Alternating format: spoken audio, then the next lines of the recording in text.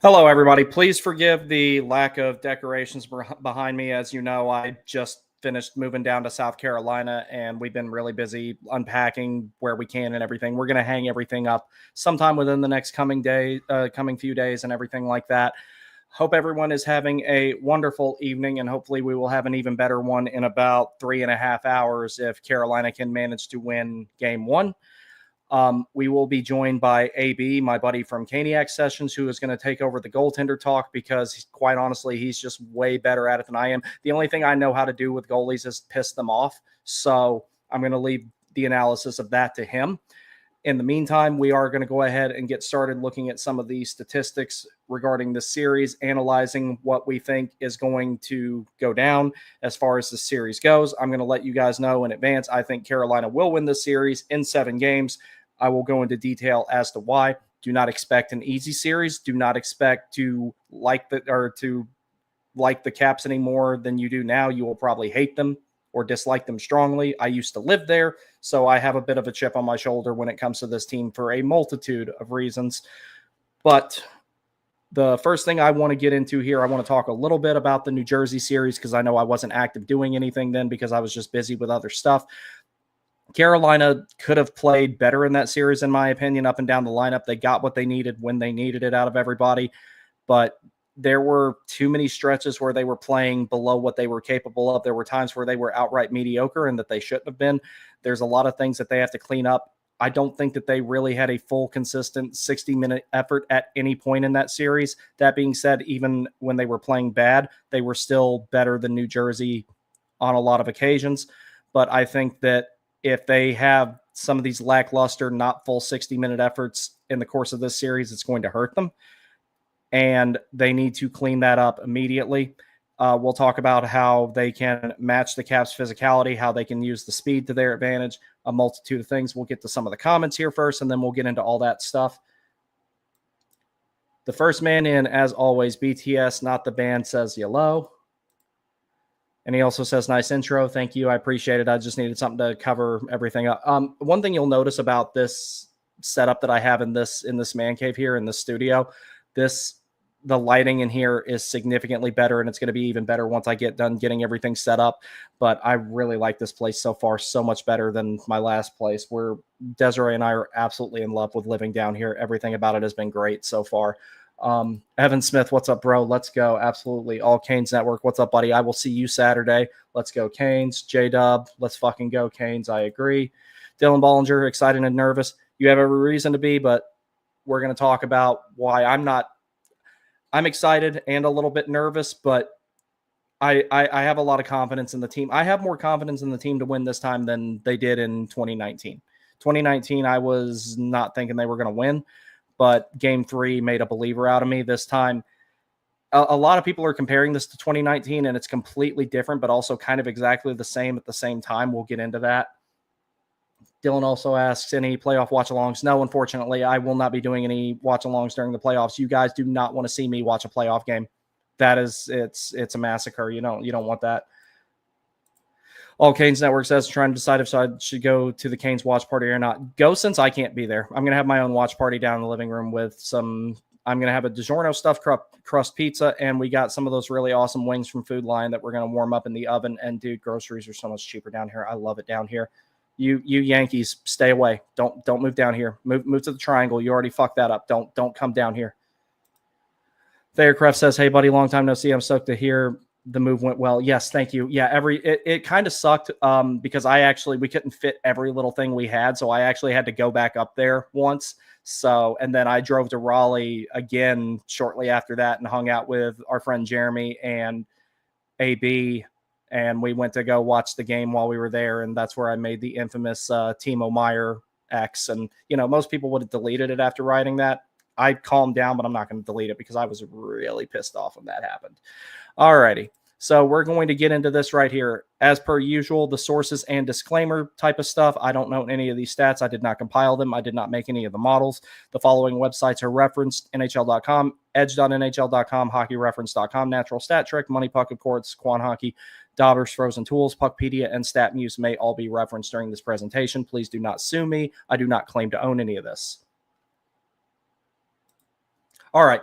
So we've got a mix here for the overall look of the season series, some of the stats that these guys have during the playoffs, and there's not a whole lot that I'm going to talk about with the regular season here, but what's up at the top and the first two columns here are all from the regular season. So Carolina and Washington essentially split the season series and ended up being 2-1-1 in Carolina's favor. So, first game, Carolina won at home. Now, one thing to note, the two games that Carolina won at home were on back-to-backs, but I don't like hearing anybody bitch about back-to-backs considering Carolina had 15 of them. It would have been 16 had it not been for the hurricane hitting Tampa. So that's no excuse. If you can't fight a war of attrition, you're not going to win in the playoffs. Carolina is totally capable of that. Washington is as well. Difference being Carolina does it more through speed. Washington does it more so through physicality and attempting to slow the game down. So Washington finished first in the Metropolitan Division. Carolina finished second, as we all know. And you'll look at these records here, 31-9-1 for Carolina at home, 16-21-4 away. Washington 26-9-6 at home, 25-13-3 away. Now, the thing to note with this, Carolina was not that good on the road this season, not as good as they're normally capable of. Now, that comes from that couple of really rough stretches they had, a couple of those really difficult road trips and everything like that. But all that stuff's off the table now. You're not having to travel as much during the playoffs. Especially when we're talking places that are only a pretty short flight and honestly, in the grand scheme of things, a pretty short drive away from each other. So that's not going to be a factor in this. Overall, so everything else that we get into here, one other thing I do want to note before I go on to the rest of this, I believe that Carolina had 2 more regulation wins during the regular season than Washington did. And as you can see, they lost 5 games in overtime, whereas Washington lost 9. Now, one of the things that the commentators have been doing a lot lately, and it's kind of bugging me, with the games that went to overtime during the Hurricane series. And they were talking about it last night when I was night before last when I was watching Winnipeg and St. Louis as well. They were citing which players scored overtime goals during the regular season. That doesn't mean shit. 3-on-3s out the window, shootouts out the window. That's why we talk more about what went on during regulation, during 5-on-5 play, and what happened in overtime during the regular season is not really a factor. All that stuff is out the window. So going into the playoff statistics here, these teams are pretty close. Overall goal differential, Carolina 19-11, they're +8, and Washington 18-4-12 against, they're +6. Goals for per game, Carolina is 3.80, ranking overall 5th in the playoffs. Washington is 3.60 at 6th. So that's one thing where they're really close. Goals against per game, they are also very close. Carolina was a best among playoff teams in first with 2.20. Washington right behind them at 2.40, and they are second among playoff teams. Power play, this is where Carolina has an unusual advantage. Don't expect these numbers to stay this way. I imagine that they're going to get closer over the course of the series. Carolina is fourth among playoff teams with 31.6%, Washington 23.1%, and they are in ninth. That will get closer. Mark my words, that will get closer. Penalty kill, Carolina is at 100%. It will not stay that way, but what it can do is stay up around 85%, and then the Canes will be in good shape to maintain a really good special teams net positive. Another thing that they categorize as first in the NHL among playoff teams. Washington didn't have a great penalty kill throughout the series with Montreal, but Montreal did have a pretty potent power play, which made that series a little bit more difficult for them. 66.7%. They are ranked 13th among playoff teams. Overall special teams net positive, Carolina has 65.8. Washington 56.45. Again, that will get closer. Face-off percentages, both these teams had 48.9. The website, NHL.com, had Carolina ranked at 11th, Washington ranked at 10th. So I imagine Washington's got something in the 100ths column of the fraction that is giving them a little bit of a leg up, but statistical dead heat nonetheless. So let's go on to the next thing here, and this is going to start where we start getting more playoff specific. Now, when I start doing damage report and landfall hour for the rest of these games, it will be specific to this series. We will not be talking about overall playoff stats, really. It's going to be specific to what goes on with Carolina and Washington, because like I said, I'm expecting a full 7 games out of this, a very grueling 7 games. So team leaders throughout the first round of the playoffs, Andrei Svechnikov had 5 goals, including the hat trick that he got against the New Jersey Devils. Alex Ovechkin, 4. Sebastian Aho leads among assists with 5. Dylan Strome has 7 for the Caps. Sebastian Aho also leads in points for the Hurricanes with 8, 3 goals, 5 assists. Dylan Strome with 9, 2 goals and 7 assists. Points among defensemen, This is going to be something critical in the series, is which blue line provides more offense, and both of them have the capabilities to do it. Shane Gostisbehere has 4 points, 1 goal, 3 assists. Jakob Chychrun has 2 goals, 1 assist as well. Then when we go into power play goals, Sebastian Aho has 3. He was really on a tear during that series on the power play. He's got to keep it going. Alex Ovechkin has 2. Shots on goal, Andrei Svechnikov with 22. That's a good sign for him. When he's confident, he shoots the puck a lot. When he feels like he's playing well, he shoots the puck a lot. If he continues to do that, then he can be an impact player for the Canes like we've always been hoping for him to be. And if he can maintain that hot stretch that he went on in the last series, then it's going to bode really well in Carolina's favor going forward.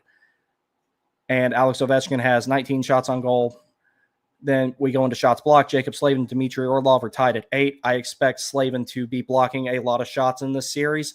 Washington does not shoot with the volume that Carolina does, but what they do is they create a lot of quality chances and they finish on them in a lot of situations where a lot of other teams can't. That's one of the things that Carolina has to do, limit the quality shots that Washington would get, and that's going to help them out as well. Jacob Chychrun has blocked 15 shots for Washington. Average time on ice, Jacob Slavin, 25-13. Part of that's a little bit inflated because of the overtimes, but don't be surprised if you're going to see him put up a lot of minutes in the coming days, especially on the road when they don't have last change. They're going to try and get Slavin out there during play as much as they can to match up with Washington's top 6, because their top 6 is pretty solid. Matt Roy, 24-16. He's probably their best shutdown defenseman. He doesn't measure up to Slavin, but he's still pretty good. Then in hits here, we have Dmitry Orlov and Brandon Duhaime. Orlov with 18, Duhaime with 20. All right, so this is something I'm going to start doing more often. This format's going to be different in the future. I found a better way to do it. But for right now, we're going to just talk about these lines as is. These are the last projected lineups that I saw when I input them into the slides. For the top line here, we have Svechnikov, Aho, and Blake, an expected goals percentage of 37.9% in 24 minutes and 15 seconds plays. 24 minutes and 15 seconds played, and a goal percentage of 66.7%, and their difference is 2-1. These lines are kind of new. It wasn't what really started out at the beginning. It's not the same that started out at the beginning of the series with the Devils. Over time, I think they'll acclimate and they'll get better, but that line's really going to have to be better as far as producing chances and everything. Otherwise, they're not going to be enough of a net positive that the Hurricanes would need to overcome a game where there's any high scoring going on. Taylor Hall, Jesperi Kotkaniemi, Logan Stankoven. This line's not been together that much. That expected goals percentage is not going to stay up there, but I imagine it's still going to be pretty good because those guys, between the three of them, can really eat possession. I really like what I'm seeing between Hall and Kotkaniemi. I've liked that since Hall and Kotkaniemi have been put together. Stankoven complements that line very, very well. 87.83% for the expected goals in 9 minutes and 28 seconds on ice, and they have a goal differential of 50% 1-1. Martin Stahl and Jarvis, 32.17% in 18 minutes, 37 seconds. I'm not expecting that to stay that way. They're going to pump those numbers up. I really think that line is good. We've seen it succeed before. I personally would rather have Jarvis with Aho and Svechnikov, but I also understand with Martin and Stahl owning as much offensive zone possession as they do, putting someone like Jarvis out there with that scoring touch can be advantageous for them. And then this fourth line, I think it's not going to score much, but it's going to go out there and it's going to eat a lot of minutes. It's going to block a lot of shots. It's going to do a lot of forechecking and limit Washington's chances a whole lot. They're going to be really critical on the road to counter Washington's scoring in their top 6. That is Eric Robinson, Mark Jankowski, and William Carrier. 86.99% expected goals per minute, but they have a neutral goal differential. There has not been a goal scored for or against them. Same thing with the Martinook, Stahl, and Jarvis line. Now, when you go over to Washington, you'll see that as far as the minutes next to their expected goals, these lines have been together a lot longer. They've basically not changed too terribly much throughout the course of the playoffs. They might be a little bit more acclimated to each other. That being said, one thing that I like about Carolina is if they have to shuffle up the lines, there's a lot of different combinations that could potentially work really well. Washington, I don't think, has that type of versatility in their forward group. You can't put Ovechkin with Eller and Mangiapane and expect him to produce at the same rate or be as effective of a player as he is with Strome and Beauvillier. Same thing for someone like Pierre-Luc Dubois. You can't really drop him down in the bottom 6 and him be super effective, even though he has surprised everybody playing significantly better than I think anybody thought that he would. So Ovechkin, Strome, and Beauvillier have a 47.17% expected goals percentage in 42 minutes and 52 seconds of ice time. And their goal differential is pretty staggering right now, 80%, 4-1. So that's one of the things that you have to look out for. This is one of those teams where you have to shut down whole lines, and that top line right there is the biggest one that you have to deal with. Then when we look at the second line here, you have Connor McMichael, Pierre-Luc Dubois, and Tom Wilson, the cleanest player in the game. 54.41 expected goals percentage in 49 minutes and a goal differential of 2-1. So that line right there, even when they're not scoring, they're going to go out there and they're going to be physical. They're going to lay the body. They're going to cause problems after the whistle and everything like that. There's a psychological warfare element, especially to that one, especially between Dubois and Wilson. There's a lot of size there, and McMichael is just a really annoying player. So he's a pest in a lot of ways, but he's also very skilled. Now, when you go down the third line, Andrew Mangiapane, Lars Eller, Ryan Leonard. So that line is pretty good in itself. It has 62.04% expected goals in 34 minutes and 7 seconds played, and their goal differential is 1-1. So as far as depth scoring goes, I still think Carolina has an advantage. I'll get into that further. And then their fourth line, this line is going to be aggravating. They kind of serve the same purpose as the Stahl line does, regardless of if it's Carrier on the right, if it's Jarvis on the right, if it's anybody who they decide to put there. They eat a lot of possession. They don't score a lot, but they will cause problems in the offensive zone and produce some offense in the process, especially over the course of a long series.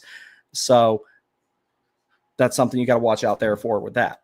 Now, when we go into looking at the defense here, this is where Carolina has a pretty decent advantage normally. On paper, it doesn't look like it over the course of the series. I think that will change and things will level out to where Carolina has that definitive defensive advantage that they normally do. Slavin and Burns have an expected goals percentage of 41.61% in 87 minutes and 40 time on ice, and a goals differential of 4-4. So 4-4 against. That is one thing that's concerning me a little bit, but there's not much of another way to configure them. And, I've just already accepted the fact that Nikishin is not going to come in the lineup unless there was an injury. If this series goes south really quick, like if Carolina loses both these games badly, if it looks like there's no consistent effort, or if they're just getting muscled around so bad by the Caps, then at that point, I think it really, really has to be considered. But for game one, I understand it. But at the same time, I do want to see the kid play, but it needs to be on the table. I don't care if he's not played an NHL game or not. He's a special player. But for right now, I can understand why things are the same. Orlov and Chatfield have an expected goals percentage of 33.52 in 93 minutes and 22 seconds played. Now, while that may look like it's concerning, those guys' job is to go out there and to play solid defense, kill penalties, and keep games close. And for the most part, they've done that. The numbers don't really reflect it. And I think once they settle into this series over the course of time, they'll start playing a little bit better than what they have. I don't think that they've been terrible, but they have not been playing as well as they could. Then for the final pair, Gostisbehere and Walker, this pair is going to be really, really important in this series, and I'm going to talk about as to why when I get to talking about who the Caps have on defense. They have a 73.46 expected goals percentage in 69 minutes and 13 seconds of time on ice, and they have a goals differential of 1-1. So there is no defensive pair on the Hurricanes right now that has a positive goal differential. It's either neutral or it's negative, being Orlov and Chatfield. Don't read too much into Orlov and Chatfield being negative right now. Those guys pull some tough matchups and some tough minutes. If they're neutral, then they're doing their job. If they're close to neutral, they're doing their job. Gostisbehere and Walker, that pair, though, needs to produce some offense, and that's going to be really, really important over the course of the series. Anytime you can have those guys out there for an offensive zone draw to generate chances, that's the best guys that you can have out there. That'll be a little bit harder to do on the road, but at home, those guys are going to be really important. But if you can get them out there for some offensive zone faceoffs tonight, that can be really important. Putting those guys out there after Washington ices the puck and, they can't change their lines, but Carolina can. Put those guys out there, let them try and generate some offense. They've been knocking on the door. The numbers are reflecting that. And if those two get going, it's going to be a big help. Now, when we go into Washington's defense here, the top pair, Jacob Chychrun, John Carlson. 46.24% expected goals percentage, but they have a goal differential of 3-2. So that pair right there, they didn't have them together the entire time during the playoffs. And a lot of times in the latter part of the regular season, I noticed in particular when I started watching them more, thinking that we would eventually play them, and here we are, that when things weren't going well for the Caps, that's when they tended to put Chychrun and Carlson together. If they were having a hard time generating offense, They put those two together. Now, here's something that you have to look out for with that particular pair. Is it the greatest defensively? No. But what they are good at, and their defense as a whole is good at, is moving the puck up ice quickly, getting their defense activated, and joining the rush. And that's part of how they generate so many odd man rushes and how they generate so many clean entries. That pair right there, if you can chip pucks in behind them in their defensive zone, grind and go to work, you can wear them down. Between the two of them, the zone defense and the zone entry denials are not going to be the best. But once they have possession of the puck, they flip a switch and they're a completely different monster at that point. This particular pair is. Rasmus Sandin, Matt Roy have a 48.44% expected goals percentage at 75 minutes and 4 seconds of ice time, and they are a negative in the goal differential of 2-4-3 against. So this pair, Sandin's more of the puck mover, the offensive guy. Roy's more of the safety valve shutdown guy. So this is probably their most balanced pair, to be perfectly honest. The Chychrun and Karlsson one is more of an offensive puck possession, join the rush type of pair. Sandin and Roy is almost as close to 50-50 as I feel like what the Caps have as far as their blue line goes. Alexiev and Van Riemsdyk have a 65.55% expected goals percentage in 45 minutes and 43 seconds and have a 1-to-1 ratio on the goals. Now, the thing to realize with this, Alexiev is more of the play driver on that line, kind of like Sandin is for Matt Roy, kind of like Orlov is for Chatfield and Burns is for Slavin under ideal circumstances, and like Gostisbehere is for Walker under ideal circumstances. So with that pair right there, keeping Alexiev from having the puck, forechecking that side is going to be really good to give the Hurricanes an advantage there. If that pair gets hot, it's going to be because of Alexiev's capability. I've never been a big fan of Trevor Van Riemsdyk, and when he played in Carolina, I fucking hated him. I'll just be straight up honest with you guys. I couldn't stand him. He annoyed me, and I don't know why Washington kept him, but to each their own, I guess. But that's another pair over where Carolina, I think, in the overall depth of things, has the advantage. Now, to put a bow on this particular thing before I move on to the next few things here, Slavin and Burns have transformed into more of a shutdown pair since Burns is not producing the offense anymore. Orlov and Chatfield are kind of a pure shutdown pair as it is. You get some offense out of them, not a ton. Sometimes they get bigger net positives than normal, but for the most part, they're a shutdown pair. Gostisbehere and Walker, that's all about puck possession. That's all about putting pucks on net. That's all about helping dominate the O zone. That's all about offensive zone retention and generating chances.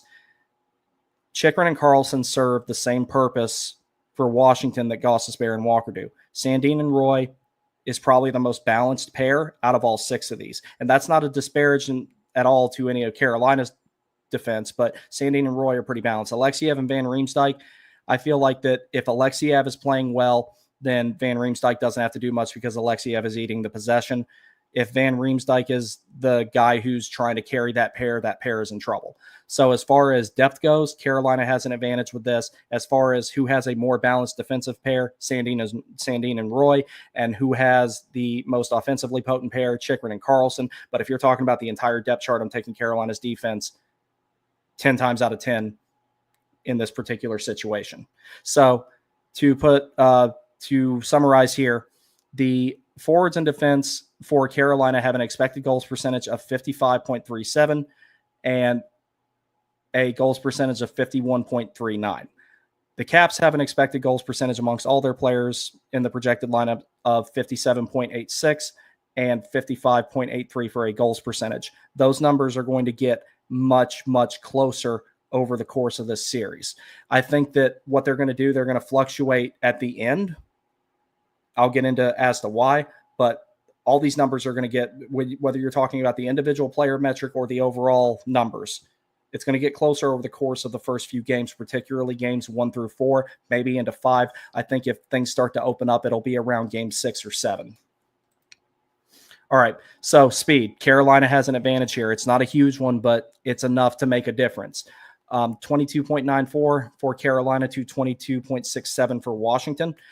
Skating distance, Carolina has 9.19 as an average per 60 versus 8.99.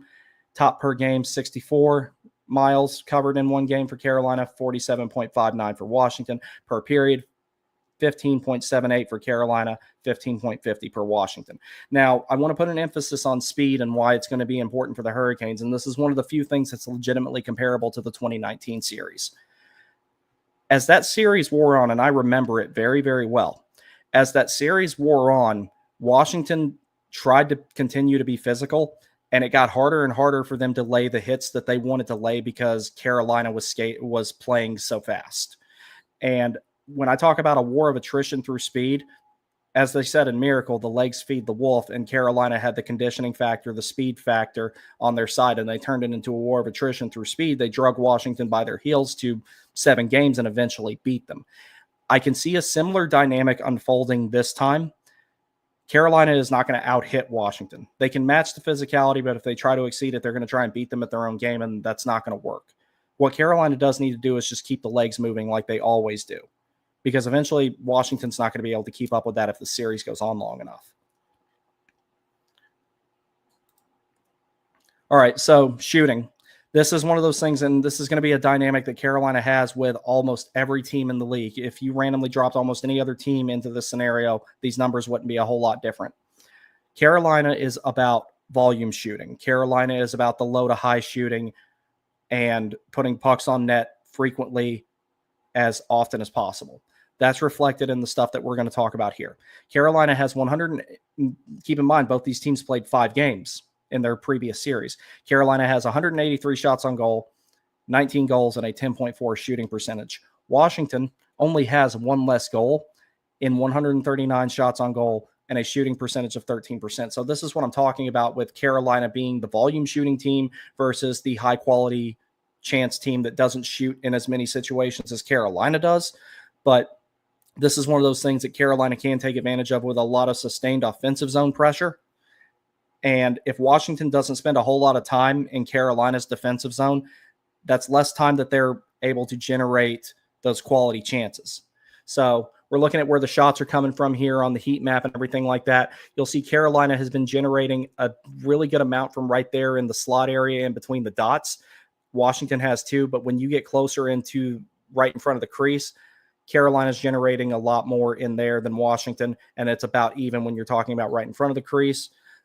And it's relatively even distribution for both these teams, but Carolina, it's all volume shooting with them. I'm hoping they can generate some more quality chances. I think that would be better. But at the same time, if it ain't broke, don't fix it. As long as Washington doesn't get a whole lot of time in Carolina's defensive zone, they should be fine. Now, going into goals, this is where it becomes a little bit more definitive here. So Carolina and Washington have almost an identical amount of goals scored in the immediate slot area and the crease, and it differentiates a little bit more when you start looking outside of the interior. Carolina's scoring a little bit more on the exterior and from the point than Washington is, which is funny considering who is on Washington's team, and that of Alex Ovechkin, who has made a living from sitting at the top of the circle and dropping one-timers, wrist shots, everything else. But Carolina is managing to put pucks on net and score from the exterior. One of them being, I'll get to that in a second, all Canes. One of them being that really sweet-ass goal that Slavin scored where he made Steph Nason look like he belonged in the ECHL for one shift. But you'll see that Washington, this is what I was talking about with their ability to generate quality. They're getting a lot of their goals from the interior. Carolina's kind of getting them from everywhere. So that's something that you can potentially really look at and take advantage of. The high slot area, Washington's getting a little bit more right now. And then last but not least, the shooting percentage, quality chances, and the likeliness that a puck is going to go in when it's shot favors Washington much over Carolina at this particular time. So maybe that's something that changes over the course of the series, but I don't think it will be. I think it's going to be the battle of the volume shooters versus the battle of high quality chances. It'll be very similar in that regard to what it was in the last series with the Devils. All right, zone time. Important thing here. Carolina has 45.1% offensive zone time to 42.3% for Washington. Over the course of the series, especially if this goes on for a long time, if this goes to 6 or 7 games, I believe that these numbers the gap is going to get much, much bigger in Carolina's favor. I think over the course of this, Washington just played an inexperienced team. Carolina just played a depleted team. But over the course of time, considering how these two teams play, Carolina values that puck possession offensive zone game with, dump-ins and puck retrievals when they can't get clean entries, going to eat up rebounds and all that type of stuff. I really, really legitimately believe that over the course of the series, this is going to be a much wider gap. Neutral zone, Carolina has 19.2% to Washington, 16.8%. And defensive zone, Carolina, 35.6% to Washington's 40.9%. So one thing I want to place a really big emphasis on, and I know I've already kind of said it, Washington lives off of high-quality chances in the offensive zone. The less time that they are in in their offensive zone, I should say, the less time that they are in Carolina's defensive zone, the more likely it is for Carolina to win this series. And I know that that's a statistical fact across the board for hockey, but when you're comparing these two teams, or hell, comparing almost any team to Carolina, the more offensive zone time for Carolina, the better. Zone exits are going to be really, really important for Carolina, and that's one thing that Washington is also really good at, is zone exits, particularly talking about the Chychrun and Carlson pair. They have a hard time getting the puck back sometimes, but once they get it, they're gone quick, and they're gone with numbers. And then at the offensive blue line, they're making really good entries. So zone entry denials are going to be really critical as well. So when you're talking about where this series could potentially be won and lost for Carolina, it's in the neutral zone. It's denying entry at their blue line and forcing retention at Washington's blue line. If they manage to do that, they're looking good. All right, so we're going to take a quick break. I'm going to bring AB in. He's going to do talking about the goaltending, and we will go from there. We will be right back.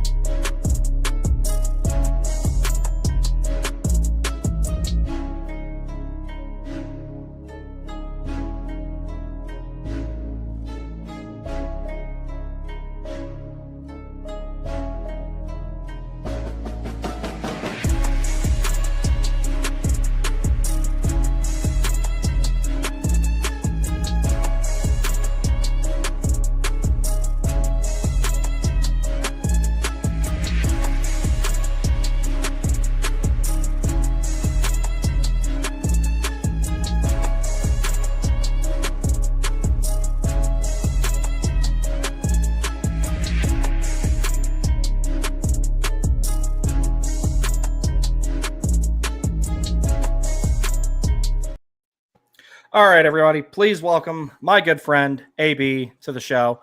AB is here to talk about goalie things because he is way more knowledgeable at it than I could ever be. AB, say hi to the class. Hello, everyone. All righty, so I'll show you what all I got here. I got that, I got that, I got that, and I got that. And that's all I got for goalies, but I'll let you take the reins on that. You go right ahead. So I studied the goaltenders a little bit, and I will say this: Charlie Lindgren and Logan Thompson are the only goalies I know of that catch with their right hand. They're the only two in the league, and they're both on Washington. They're the only two full right goalies in the league. Freddie and Logan are very similar. They're 6'4", and what I watched for highlights is they don't go at the top of the crease that much. They will sit back down at the bottom of the crease and hold the post, and they have great edge work, and they can hold the post well on their left or their right skate. They don't explode that much, but when they do, usually it's butterfly, and at the last resort. Their stick work is great, but if it's going in on the left side of the goal, they'll kick out their left leg and the right leg. It's not like one of these goalies that is Kojetkov, I'm sorry, that will spaz and will do left, right, everything like that. Freddie's experience shows he knows when he needs to make that extra save. Logan Thompson, he has experience. He's honestly, his game is very similar to Freddie. And, you know, he doesn't attack the top of the crease a lot.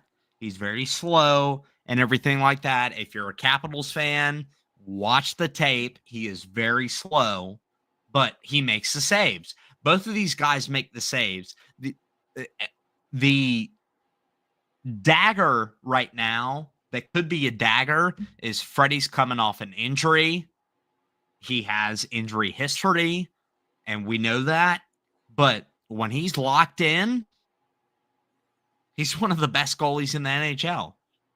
And looking at the graph here with the overall save percentage and points, I'll tell you this right now. Montreal is not the New Jersey Devils. That game was dominated by the Capitals. They're physical and they're a great team. But honestly, if the Capitals were to face the Devils, it would go 6, in my opinion. Mm-hmm. So, I mean, the thing to watch right now for Carolina, for Freddie, is obviously Ovechkin, Strome, and even Chikrin. So that's my thought on the goalies. All righty.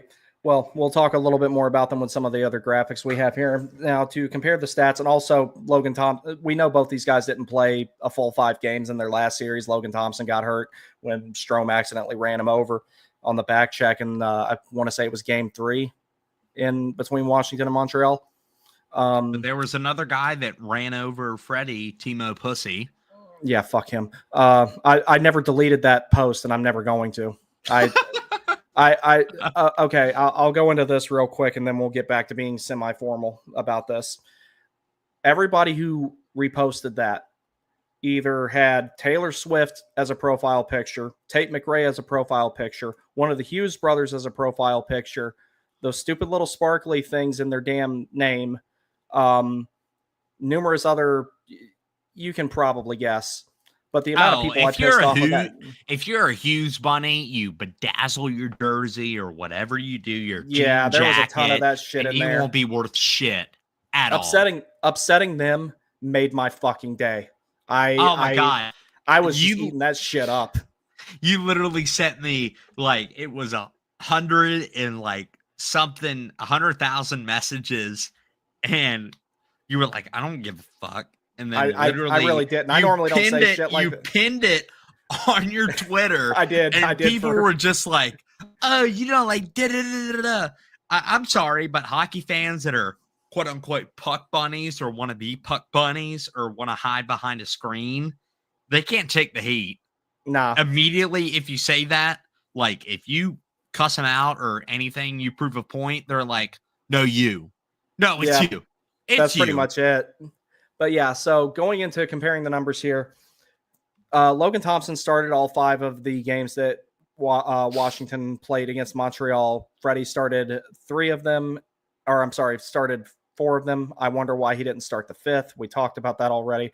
Goals against average for Freddie Anderson, 1.59 and a 0.936 save percentage in 4 games, even against a depleted roster like New Jersey had. That's really fucking impressive.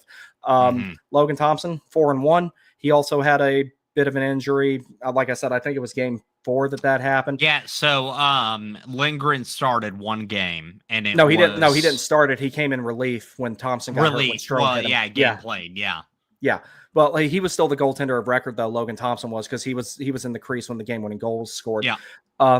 So he was 4-1, 2.23 goals against average, save percentage of 0.923. impressive against a team that has as much firepower as Montreal does, and their forward group is only going to get better. Like, I actually think that like they're going to be good once they sort some other stuff with their depth and with their defense out. But I like what they have going for their top six. Now going into this stuff right here, AB, I'll let you take the reins on this as well, talking about where these guys are good at making saves and where you might be able to expose some weaknesses. So right now, again, Freddie and Logan have the same exact build, and they have the exact part where it's 15 right in front of the net. Okay? Right in front of the net. All right? Both have a little bit of trouble on the left and the right side. However, it's way worse for Thompson on the top left, middle, top right. And if we look, 14 goals on the middle left. That's goals 12 against right there. Oh. No, that was saves and shots against. Here's goals. Oh. So goals, similar right here. All right. This is something on the bottom left the Canes operate on. You saw Jacob Slavin do it. You saw Stankoven do it right on the bottom left of that zone. Same thing with above on this zone. And again, they're playing Montreal. Montreal isn't, But again, 3 out in front. But if you look at Freddie's stats on the left, there's only 1 on the left side, 1 on the right, 1 in front of the net. On the left side, it's 2. There's nothing there. And the left side where Svechnikov sets up shot, he sets his shot up. Bingo. Right there. And Alrighty. Nothing right at the goal crease. We got 2 there. Nothing up top. For us, they have 1 right there. So it's going to be a back and forth game, but Freddie has been there, done that. Logan Thompson has been there, but he hasn't experienced Carolina before. Other than the, 4 times that we played him this season. I mean, I don't know if he was in net for all those. I can't remember. We went 3-2, didn't we? No, 2-1-1.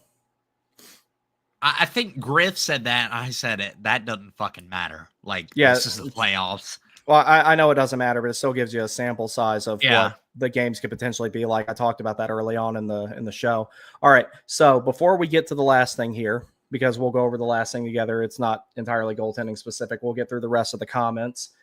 All Canes Network says, please don't Timo Meyer me. Yeah, no Timo Meyer bullshit tonight. Fuck him. Evan Smith says, I hope we can match the physicality. Yeah, we need to match it, but we don't need to try and beat them at their own game.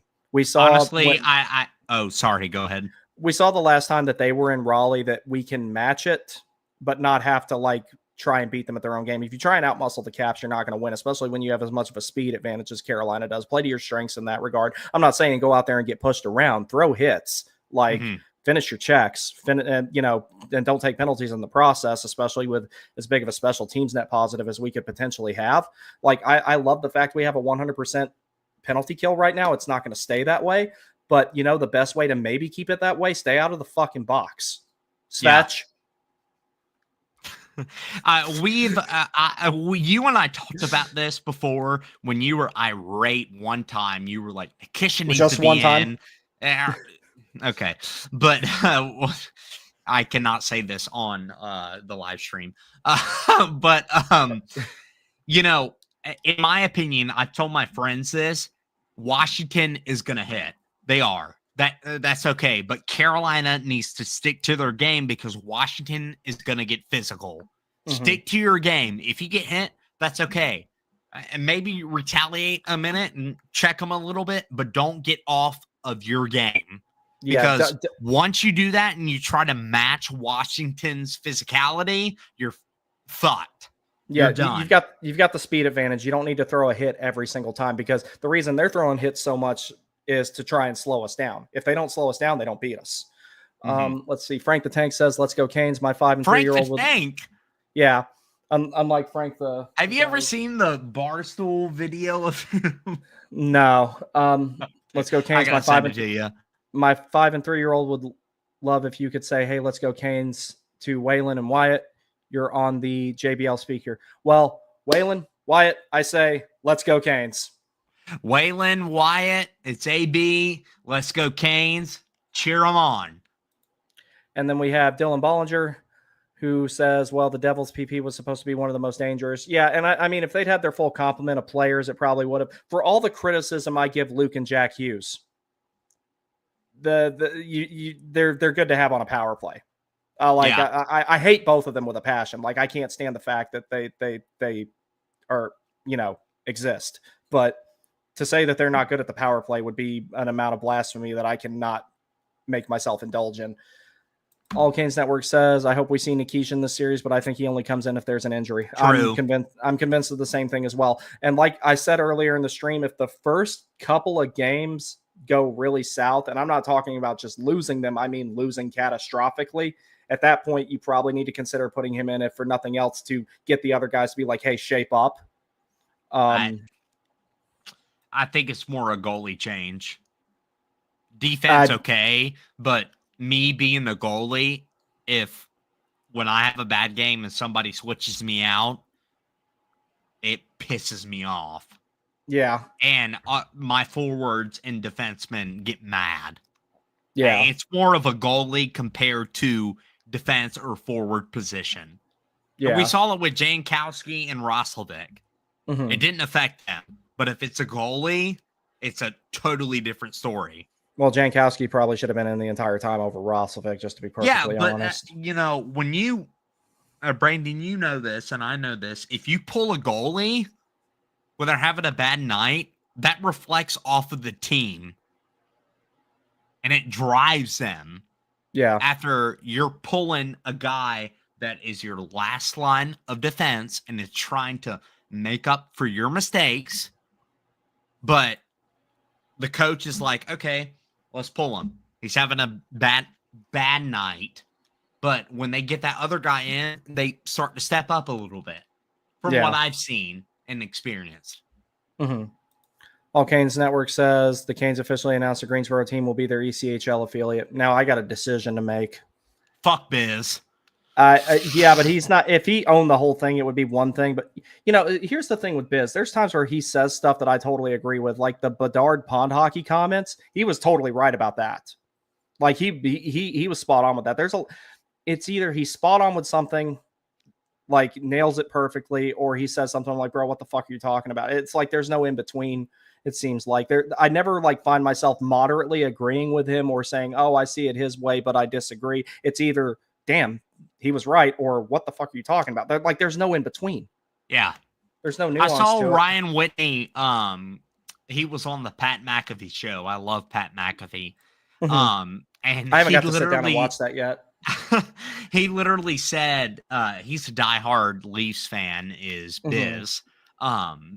And the Coyotes picked him up on waivers. And he was like, oh, it was about to be a Maple Leaf and da-da-da-da-da. But, Biz, doesn't know what he wants. And when he picks a team, I will credit him that he is stuck with the Leafs for a little bit. But he's like, oh, it was supposed to be a Leaf. That's fucking bullshit. You never were going to be. What? You have less than 30 goals in your entire career? At the NHL level, he only had 7. So don't even talk about the Leafs picking you up, because the Leafs were desperate and they weren't desperate for you. At me. Alrighty. I don't care. Let's go to the next one here. Evan Smith says, I think Rod puts Morrow in before Nikishin, unfortunately. I don't think so. I'm not entirely convinced Rod and Morrow are going to see eye to eye on how they should play. And that's not any type of insider information I have. That's just from that interview after one of the games that Morrow played. Rod said he wanted to get some of that stuff out of his system, that some of the way, I don't know specifically what he was referring to in regard to Morrow's game in that. I have some ideas, but I'm not going to say because I don't know. I personally, and this is a talking point for another day, I'm not expecting Morrow to be here next season. I think that he's going to be part of a trade for us to get something we need more. I don't think he's going to be here. I don't think he's going to be here next season. What did you come to that conclusion? I've come to that conclusion, didn't I tell you? No, you never Yeah, told me. I think he's going to be part of something this summer, and it's not going to be it's not going to For be a a Hurricanes winger, roster. A winger or a center, one of Marner, the two. Well, Marner's going to be a free agent. That's not going to be a problem. Nyes maybe. Ehlers. Ehlers is a free agent. Nice is going to resign, so he's not going to be touched. Well, it depends on if they sign Marner, they can't keep Nyes. They won't have the cap. Devil's Joint, what's up, buddy? This is my buddy. I like this guy so much. Devil's Joint says, I'll be posting Carolina goals within 45 seconds before and after on my account tonight. Okay, cool. StreamYard. Yes, I use StreamYard. Check out EV Mux. It's what I use. Okay, I might give that a shot then. All Canes Network says, is AB hopping in blind? Nah, he did a good job. I'm Stevie Wonder. Sorry, that was bad. That was mean. Wow. All Canes Network. Save it for when we need to make jokes about the refs, bro. All right. You're going to meet Sam and Sam. Kenny report. Oh, okay. Yeah. He's going to the watch party. Yeah, we'll text them and let them know. Okay, he's going to the Carolina Ale House one.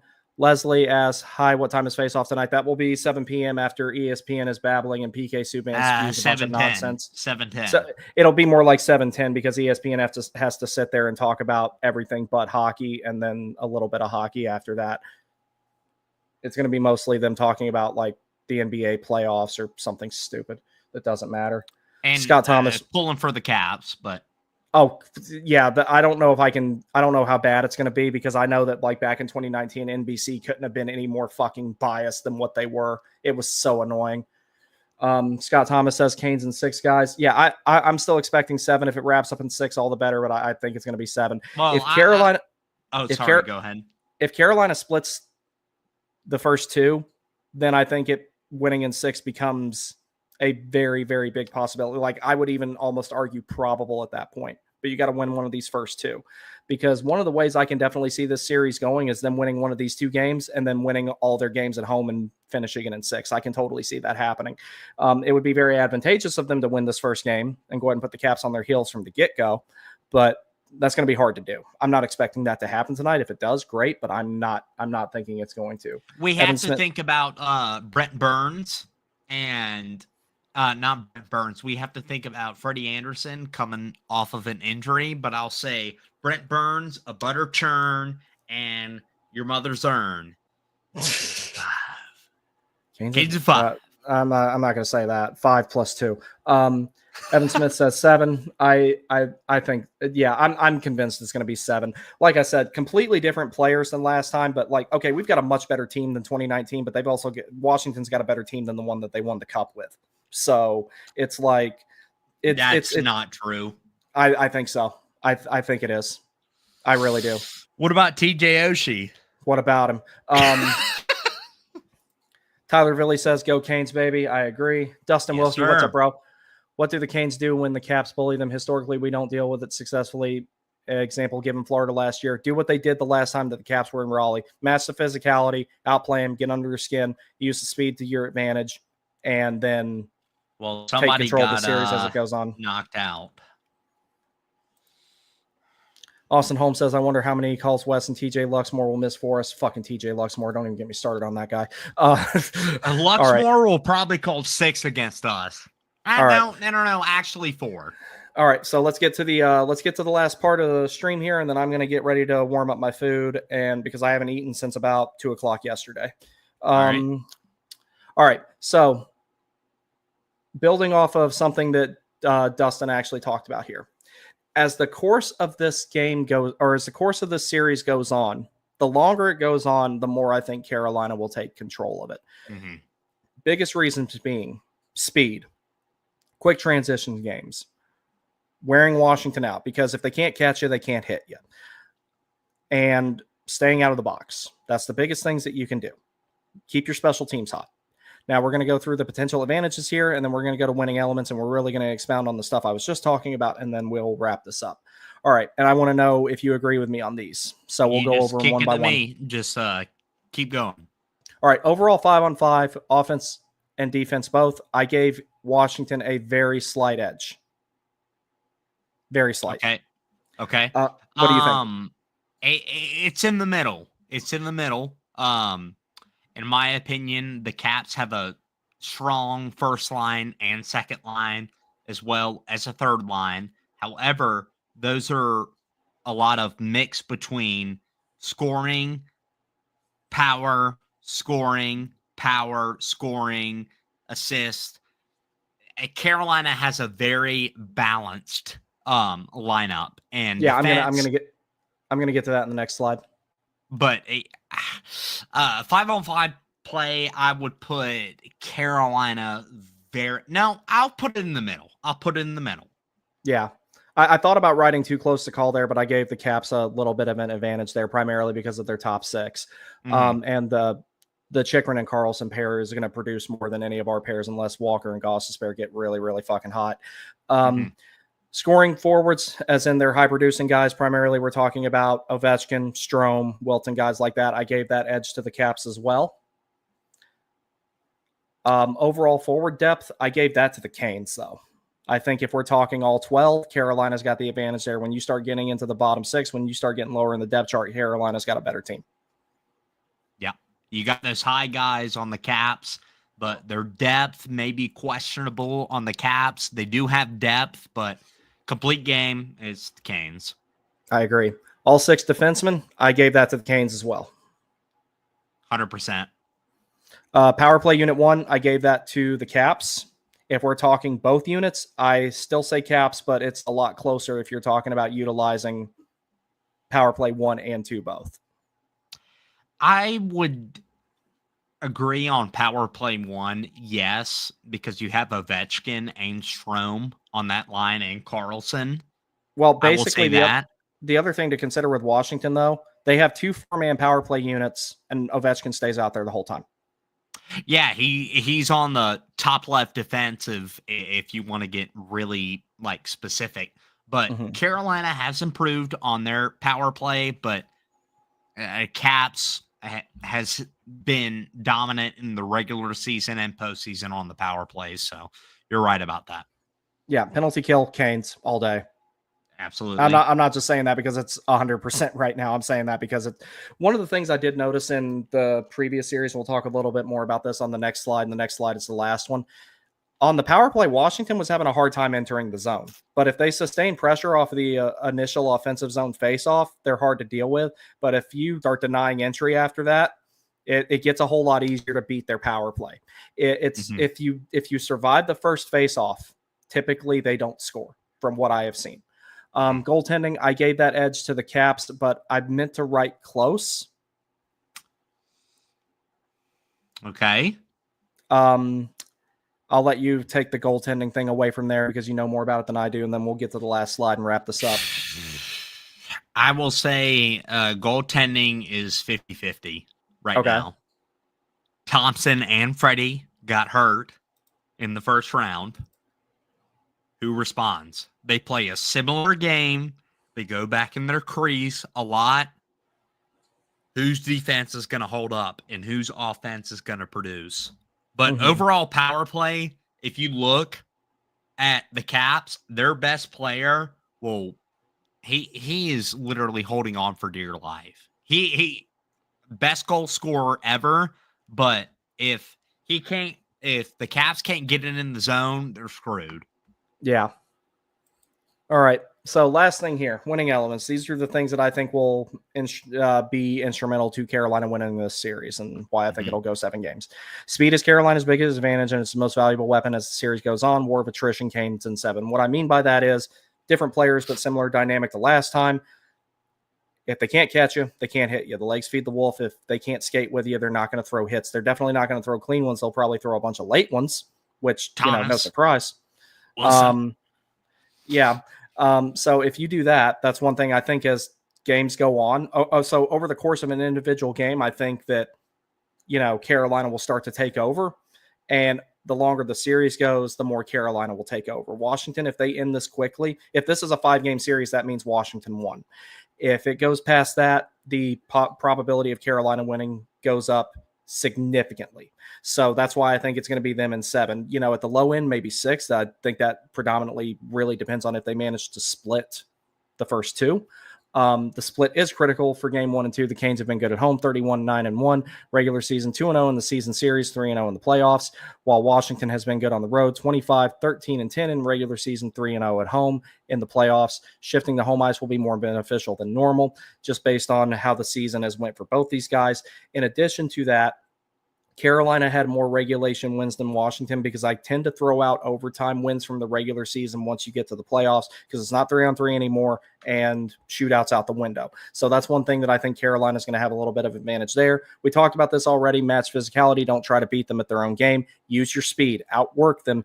If they're hitting you a bunch, they're slowing you down. And if you're throwing the hits back, that means they're slowing you down in a lot of cases. Use your speed. Avoid the psychological warfare. Don't get into a bunch of stupid shit after the whistle because they're going to try and do that, and that's only going to get worse if they're down. If they're down in a game, if they're down in the series, we've already seen what they do. They start kicking and screaming and crying when they start losing, and they try to take somebody to the box with them every time. Don't get into it. Everybody needs to be Jacob Slavin in that particular regard. You know, everybody can play like Brenda Moore all the time, but after the whistle, go back to calm waters. Don't get drawn in any of the stupid shit after the whistle or they're going to make us pay for it. Win the close 5-on-5 battle for a small net positive. Win the special teams battle for a difference-making net positive. And that is all I have for that. Do you have any last comments? Just Brent Burns, a butter churn. Your mama's urn. It ain't going to be 5, bro. I'm telling you, it ain't going to be 5. It's a meme. I know it's a meme, but it ain't going to be 5. Jeremy, Brandon, AB, Canes in 6. Okay, that's a possibility. I still think it's going to be 7. I think it's going to be 7, and there's going to be multiple overtimes. It's going to be annoying. But the thing about it, though, and I'm going to watch more of the Florida and Toronto series before I really commit to Did you watch it yesterday? I watched most of it. Who do you want the Hurricanes to play? It doesn't matter. Make it. It doesn't matter. It's Hitler versus Stalin to me. That series is so. It's like, if I think they could potentially we'll cross that bridge when we get there, but I think they could take either one of them. With Florida, you would at least get home ice, and with Toronto, I think that Carolina would have an easier time. They'll choke. I won't say they'll choke, but I'm just saying that I think that Toronto is not nearly as physical as Florida, and Carolina would have an easier time with that because, as we've seen, teams that lay the body a lot and slow Carolina down tend to beat them. That being said, the only reason Florida won last time is because of beat us in the playoffs was because of Bobrovsky, and it seems like that team kind of falls off a cliff if he's not playing well. I firmly believe – no, I'm serious. I firmly believe that if Bobrovsky is not playing well, I don't think the team in front of him is – I think that hurts them a lot more than it looks like on the surface. But any last things? I'm gonna get out of here and get downstairs and get ready to eat. No, well, thank you so much for watching the stream. Again, if you're not subscribed, subscribe to The Warning Take. He's got some stuff coming up that's going to be really exciting. And follow Caniac Sessions, where he is a host on there. So, yeah, that's it. Let's go Canes. Let's go Canes. All right, everybody. Have a good evening. Enjoy the weather. If it's nice where you are, it's really nice where I am. AB, thank you for joining me. Absolutely. I will see you on Saturday. I will be there. Thursday, I'm going to do a pre-recorded. One last thing, everybody. Thursday, we're planning on going out to watch the game. Me and my girlfriend are. Oh. I will probably do I'll do a pre-recorded landfall hour. Damage report may happen after this game. It may happen tomorrow, but I will do one. It depends on, I guess, how elated or pissed off I am at the end of this game, because it could go either way. I have a feeling I'm going to be pissed off, though. Well, Brandon, you've heard my reactions to games, including a headbutt. And never mind. We'll keep that personal. Yeah, we got 2 more comments here. Evan Smith, I'd rather play Toronto. I kind of would too. Well, that, and it's also like I was hoping Columbus would somehow sneak into Metro 3 because I'm tired of seeing us play the same teams over and over again. I just want to see something different. So, we haven't played Toronto in the playoffs since, 2002? So it's like, Yeah, that's right. When we That beat was them. That's when Jeff O'Neill scored with one eye. Yeah, and that's when Paul Maurice was the coach. Yep. And then lastly, Travis C says, don't have ESPN, so I'll be listening on the radio old school. Well, you'll hear a lot less stupid shit then because I have to suffer through PK Subban, Mark Messier, Sean McDonough, and God knows who the fuck else is going to be there. Oh, God. It's going to make I literally sent it to you. He makes my ears bleed. Yeah. All right. We got to jump off here, dude. The game's about to be starting later, guys. in a little bit. Thank you. Take care, guys. We'll see y'all later.